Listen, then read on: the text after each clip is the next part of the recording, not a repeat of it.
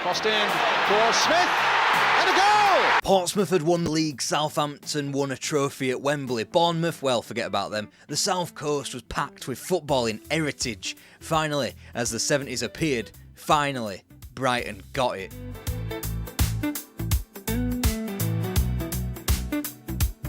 It was November 1897 when football finally rocked up to Brighton. They were called Brighton United, and they wouldn't make it to the 20th century. In their place came Brighton and Hove Rangers. They barely crept to the line of the 20th century, mysteriously going out of business, probably something to do with the fact that they were professional in a world of amateurism.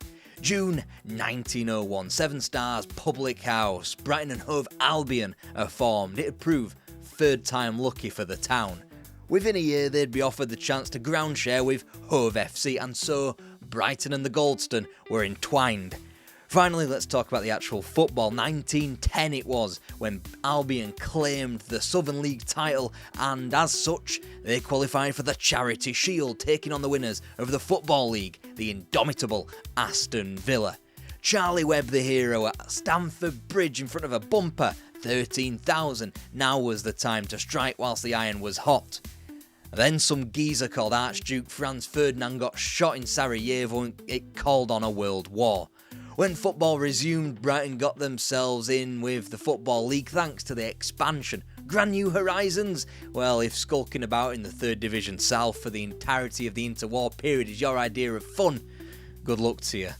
And sure, there were big occasions meeting the teams of their day in Newcastle United, Everton and Huddersfield Town in the Cup, but perhaps the bigger indicator of their settlement into the Football League was their 99-year lease over the Goldstone in 1926, and would you look at that, that's up for renewal this year. After the war, Don Welsh was parachuted into the manager's job. He was responsible for the heaviest spending in club history, and if anything, the club went backwards. They were limping towards another mid-table finish when the previous year's cup finalist Liverpool picked up the blower and invited him to become the manager. Talk about failing upwards. Billy Lane was the next man in the pipeline, delivering attacking football to the Goldstone and 2 silver medals in the 3rd Division South. The problem now was shattering that prohibitive glass ceiling that demanded that only the champions gain access to the nationalised 2nd Division. Finally, after smashing the 60-point barrier for the 3rd time in 5 seasons, Brighton were ironically rewarded with promotion after a comparatively poorer record. Promotion was secured on the final day of April '58 with a 6-0 pumping of Watford. The club was peacocking out into the national game. The Goldstone received a renovation, and then, well, Albion's first game in the 2nd tier was the dictionary definition of a baptism of fire, Brian Clough scoring 5 goals in a 9-0 triumph for Middlesbrough. After 3 mid-table seasons in the 2nd tier, Lane handed the club back, having bestowed what was then still the town of Brighton the best football they had ever seen. It was no surprise that once their talisman left, the club fell through the trapdoor of English football. By 1963, it was an official languishing in the 4th Division. New manager George Curtis tried everything, this newfangled 4-2-4 that everyone was gassing on about. Hey, if Brazil could do it, why can't Brighton? And they entrusted in the youth. In the end, it came unstuck. He was replaced by Archie Macaulay as the club barrelled towards the basement of English football. A combination of incentivised wage structures and the acquisition of Bobby Smith helped the club immeasurably. The resultant 1964-65 campaign was a whitewash over the 4th tier, an immediate promotion back to the 3rd, secured with a late April triumph of the mighty Darlington. What they found waiting for them in the 3rd tier was strife similar to their interwar days, going nowhere, finances in the toilet, and after Archie Macaulay resigned in October 1968, the club ditched its reserve team to cut costs. That's how bad things would get. So much for the swinging 60s. When they got a manager in Fred Goodwin that they liked, he was poached by Birmingham City, so it appeared the 70s would be as torrential as the 60s had been. Off the back of the Napiers, Kit and John, not related, the foundations of the 72 promotion team was built, as well as Brian Powney, the club's record goalkeeping appearance maker. The attacking emphasis that Pat Soward placed on the club for that promotion season was ultimately their undoing and signalled their immediate return to the 3rd tier after a loss at QPR. The next appointment was key, and in Mike Bamber, Brighton had a more ambitious name on the board. His first managerial appointment, Brian Clough. Now, don't get it twisted, this is the point in the story where Brighton go from strength to strength, but it was not because of Clough, it's because of the fella sat right alongside him. Yes, this is the Peter Taylor main character story arc. Given his track record, a 5-year contract with Clough, it was never going to mean 5 years, was it? When he was asked back up north by Leeds United after a fairly miserable season of bottom half third tier stuff and a cup defeat to a team called Walton and Hersham, he jumped at the chance.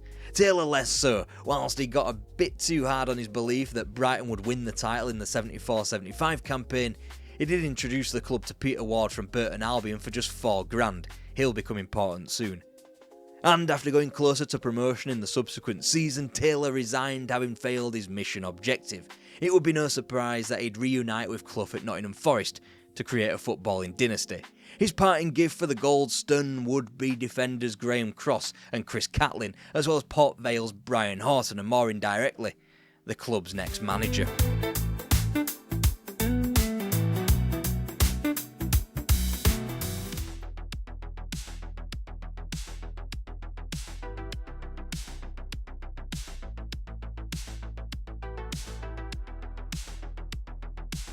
Former Fulham and Spurs man Alan Mullery was chosen for the Goldstone post, and in his first few weeks as a football manager, he'd coaxed 7 goals out of his front line on 2 separate occasions.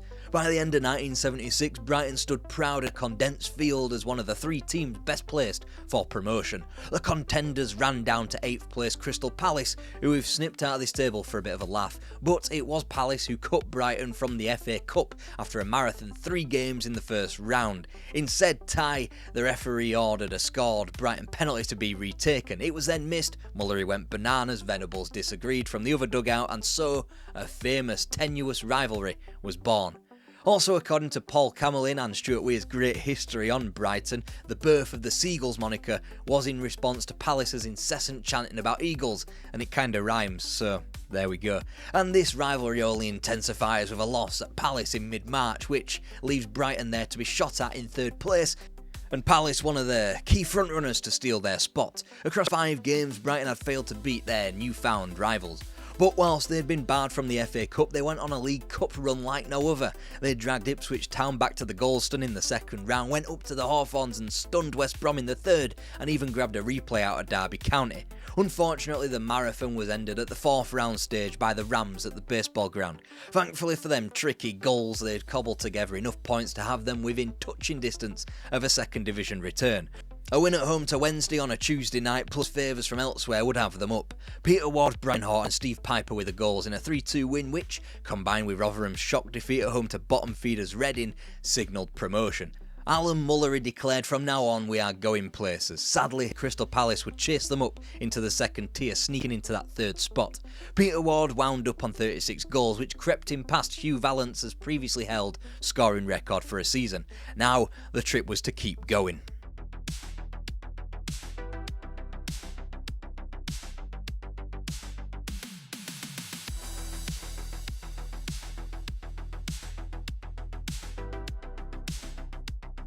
A dip into the transfer market that summer was headlined by the quirky sum of £111,111 spent on Preston defender Mark Lawrenson. Outside of attempting to stuff their calendar full of drawn league games, Brighton made a decent start to life in the 2nd tier. Their win at Sunderland to begin October making them the top dogs of the division and, alongside Spurs, the only undefeated team left in the league. Leaner times followed, but at the halfway point on New Year's Day they were still very much placed within the frontrunners. Not shy about spending a few bob, Mullery went big to pry Teddy Maybank away from Fulham at an eye-watering $238,000, which doubled the club's previous transfer record. This only allowed thanks to rampant cash raising from Mike Bamber's property development deals. Maybank would more than make up for Peter Ward's uncharacteristic drought in front of goal. The second half of the campaign was much improved upon, but out of the 6 games in which they dropped points in, you have to say only the draw at Bolton was an acceptable result.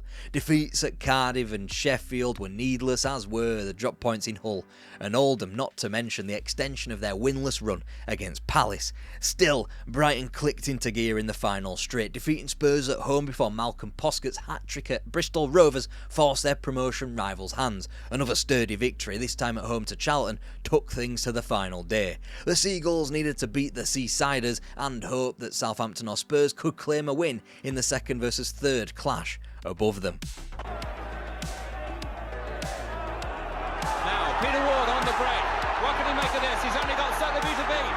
Peter Ward going on, and he's made it! The kick, Horton versus Hesford. And he scores! Brian Horton makes it 2-0. Now just allow me for 1 second to don the tinfoil hat and declare I don't think that Southampton or Spurs tried all that much to get a win, really. The pair truced a 0-0 out of proceedings, ensuring that both would be insulated from Brighton's win. It stunk then, it stinks now, but Brighton had shown more than enough to say they would challenge again the following season. And a glorious first goal as Paul Clark scores with a tremendous shot, giving Jeff Wood no chance at all. Well, Brighton, his cross is turned into his own goal by Peter Shaw to make it 2-0 to Brighton. Took a long time for Brighton to shake the inconsistencies from the season. Where they could go to Turf Moor and dump their opponents out of the League Cup in October, they returned there less than 3 weeks later and were defeated. That, alongside continuing their winless streak against Palace, it didn't help. In fact, it took elimination from the League Cup at what was the reigning champions of England and soon-to-be champions of Europe, Nottingham Forest, in the closest Brighton had ever gotten to Wembley for them to snap out of their funk. Upon their December ejection from the tertiary domestic competition, Brighton was 7th place, but only 5 points off the pace set by Crystal Palace. Things were so bad that Terry Maybank asked to be dropped for the Boxing Day visit of Cardiff City. Mullery refused, Maybank netted a hat-trick, and the rest was history. By the start of 79, the Seagulls landed into the promotion spots, picking up a punishing pace that would stay the course. Just 2 defeats were suffered, at Preston in February and at Cardiff again in April, but a slew of drawn games, including at home to Palace yet again, meant that the second division promotion race was to go down to the wire. In fact, Brighton only held their fate in their own hands in approach to the final day, thanks to the trio of Sunderland, Stoke and West Ham all dropping points as Brighton won at home to Blackburn in their penultimate match. 1 point split the top 4 teams, which was interesting in of itself. Then you had to factor in Palace's game in hand, and back there in 5th, West Ham weren't yet out of it either. Whilst Brighton travelled up to Newcastle, they were a shell of their former selves and had nothing to play for. A lot of Brighton players pushed forward. Oh, it's a beautiful goal! Beautiful close control by Ward, and it's a goal!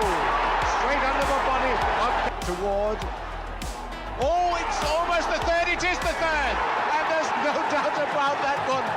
Without player of the season Mark Lawrenson, didn't matter. Brighton won 3-1, they'd go up, and the only blemish to the campaign was Palace's following them, not only being promoted but going up as champions. Perhaps that was the best thing, it fluffed the little London Eagles' feathers out a bit more. It should have been the start of something special. Instead, Peter Ward was busy handing in a transfer request. Papering over the cracks was his belated agreement to a new deal, whilst Mullery was brokering other deals for John Gregory and Steve Foster. The idea was a stronger spine.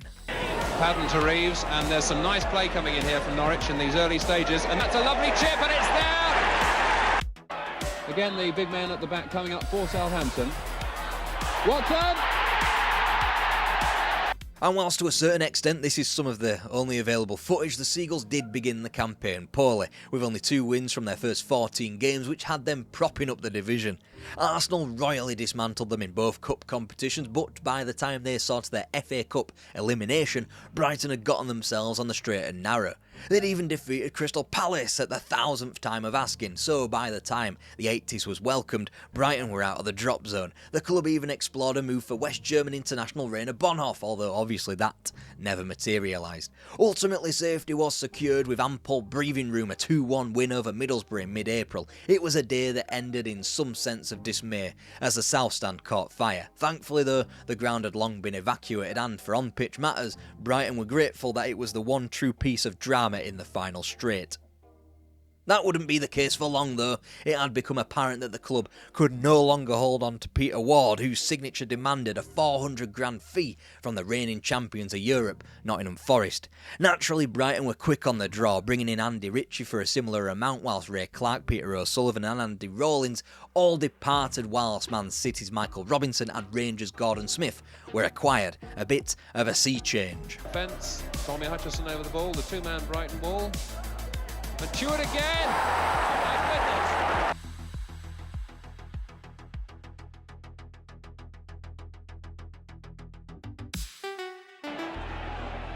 The Into Crooks, little burst through from Ardiles. Here's a chance, Ozzy Ardiles, and he's made it. That goes Royal and Fashanu. Oh, it comes to Maguire. The start of the campaign had followed a similar trend, a slow start all forgiven by a Christmas run of victories that had them above water by the advent of '81.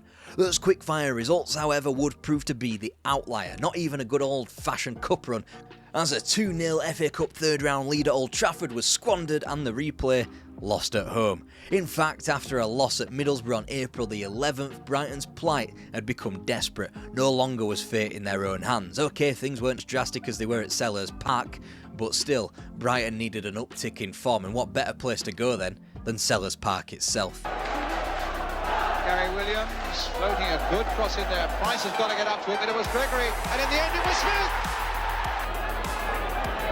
Smith plays it in for Robinson across the goal there. No doubt about that one. Gregory with the cross for them. And a flying header there. 3 more wins followed, and so just about it was a second season of consolidation. All should have been well. Then the club lost the experience in the shape of Brian Horton. But the kicker is the sale of Mark Lawrenson for 900 grand, not to Manchester United as Alan Mullery had agreed to, but to Liverpool. It marked the end of the line of the manager at the Goldstone.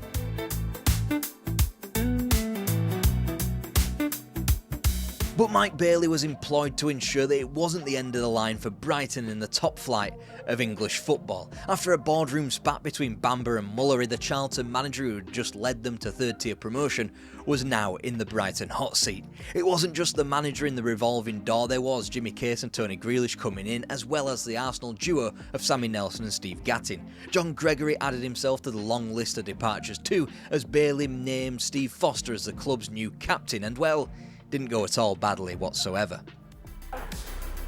Driven in hard and the flick header from Dalglish, and it's in! So Kennedy now with a chance to put it into Dalglish, goes for the return. This is Kennedy. Oh, a terrible... Oh, what a mistake! People forward now, everyone in the Liverpool half. Claimed it was over the line, and it's been given. And that's where he loves to be, down that left-hand touchline. He puts it in right foot. McDermott's got time. Oh, and it took on the overlap. Picks it up. He's got lots of space here if they can knock it back. Robinson's calling for it. What a great header! What a lot of goals. 4-1 for the last home game against Manchester City, and we've got 5 again so far. Foster, Shanks. Now that game was hardly the one to show you to make the following point, but I felt I needed to show at least some footage. My point being, the football was boring. Oh yeah, 3-3 draw against the perennial champions of England and the world, boring. Okay, let's analyse Brighton's place in the table entering December. 11th with just 3 defeats from 16 matches. They'd never had a start like that. Then you look at the draws column and then you see 9 drawn. Then you look at the Goldstone ground on that footage that I just showed you and only 20,000 people were showing up. Mickey Thomas was signed from Everton in November to give the club a little pep in their step. Didn't particularly work, and by the end of the season, when losses became more prevalent, Brighton could be glad they were increasingly able to turn some of those draws into wins. Not that there's much evidence knocking about for these days about those triumphant afternoons against the royalty of the First Division, Everton, Leeds, Liverpool, Arsenal, all slain in the second half of the season, which saw less results, but the quality of those results increasing when they were able to achieve them. All in all, 13th place. So far, the club's best performance yet. Again, all was not well. The wage bill had cracked $1 million, that's annual wage bill, it was the 80s, and the 22,000 people needed inside the Goldstone to break even wasn't even nearly being acquired. When you had the upcoming removal of shared gate receipts, Brighton were circling the drain and they didn't even know it yet. Sammy McElroy, a mistake, and a goal by Thomas of Kevin Sheedy for the first goal of the afternoon. For power. McDonald now. Reeves with the flick. Oh, yes! Kevin. After the club's 6th win in their 18th fixture at home to Norwich, Mike Bailey was sacked and the House of Cards fell, board members resigning en masse. For a nascent club in the top flight that weren't even in the relegation zone in December, it appeared a bizarre decision. Bailey's defence-first mindset was removed, and in its place, Jimmy Mellier, to bring attacking football back to the Goldstone. From a club treading water, Brighton wouldn't win a league game until March, plunging themselves into the drop zone. The only thing that stated that Brighton could survive was their win over fellow strugglers Swansea, which kept them only goal difference away from usurping their Welsh counterparts. Then Brighton repeated that victorious feat only twice more throughout the season, first against Spurs to begin April and then at home to Coventry later on in the month. A 5-point deficit with 4 to play was going to be tough to overhaul. Just one more point was gained as Brighton returned to the second tier, which brings us on to the actual headline of this video really, the FA Cup run of '83.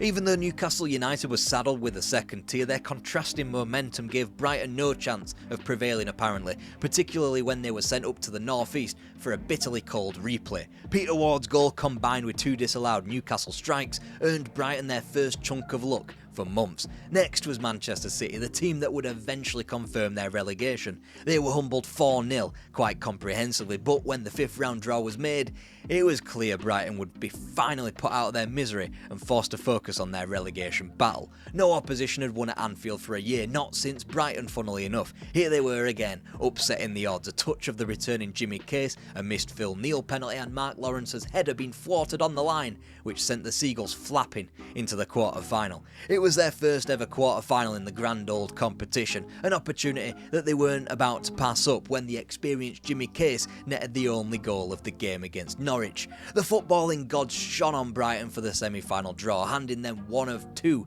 second-tier outfits in Sheffield Wednesday or Burnley at Highbury, whilst the 2 Goliaths in Manchester United and Arsenal met at Villa Park. 2 late winners, one from Norman Whiteside and one from Michael Robinson, confirmed our finalists. Brighton in their first football final of any description against Manchester United, 4-time winners of the competition who had lost 2 of their last 3 finals within the previous decade. What's more, Brighton would miss their captain Steve Foster thanks to a yellow card suspension when he was booked for dissent against Notts County. Howlett now. Crossed in for Smith. And a goal! Brighton have... And it came back off Jimmy Case for Dutch Vierain. Crossed in once more, Whiteside. And Stapleton! One with a tremendous break through the middle for Wilkins. Oh, a brilliant goal by Ray Wilkins. Here's Grealish. Will he try a shot? He's thrown it for Stevens. I told you. 2-2. Told you. Moran after him and Robinson still in control. Play for Smith. And saved by Bailey. My word, what a remarkable finish. Smith must score, the famous commentary went, and yet he didn't, letting Manchester United off the hook. The pair would reconvene 5 days later and, well, it just didn't have the same ring to it in all honesty. And low in for Davis, who've got a good position. Robson! That's the goal! But Manchester United turned it in for Whiteside. Attention to the hand and elbow there of Norman Whiteside. Muren takes the kick. And the header by Robson finds Stapleton. McQueen made a touch, and it's been fouled. But he scores with his left foot and makes it 4-0.